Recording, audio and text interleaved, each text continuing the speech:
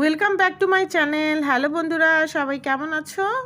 আজকে আমি চলে আসলাম আমার ছাদে এসে দেখি যে অনেক গাছ, অনেক শাক। তো এই শাকগুলো আজকে আমি উঠাবো আর মজা করে রান্না করব। তো এই জন্য আমি শাক উঠানোর জন্য ছাদে চলে আসলাম।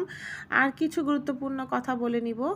আর কিছু কথা বলবো, মানে হচ্ছে ভালো মানুষের মধ্যে 4টি লক্ষণ থাকে।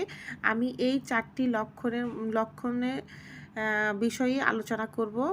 তো আমি আশা করছি আপনারা সবাই আমার সাথেই থাকবেন এবং আমি কিভাবে কথাগুলি বলবো বুঝতেছি না, তারপরও যতটুকু সম্ভব সবাইকে বোঝানোর চেষ্টা করব।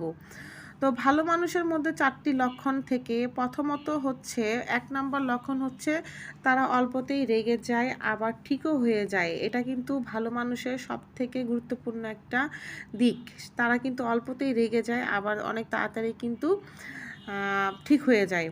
আর 2 নম্বরটা হচ্ছে তারা কাউকে কখনো ঠকানোর চিন্তা করে না, কখনোই কিন্তু মানুষকে ঠকাতে চিন্তা করে না।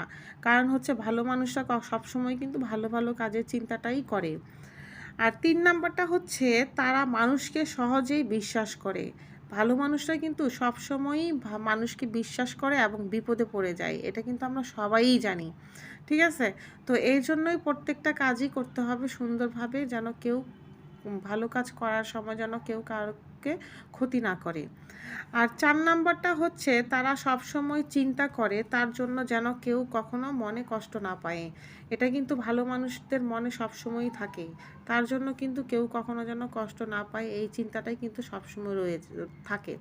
তো এই জন্য আমি আশা করছি যে প্রত্যেকটা ভালো মানুষের মধ্যেই হোক আর খারাপ মানুষের মধ্যেই হোক না কেন, এই 4 লক্ষণ থাকা কিন্তু একান্ত প্রয়োজন।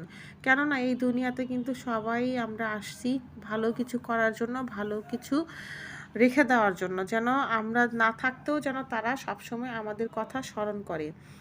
তো যাই হোক, অনেক কথাই বলে ফেললাম। আজকে আমার ছাদ বাগানের গাছগুলো অনেক ভালো।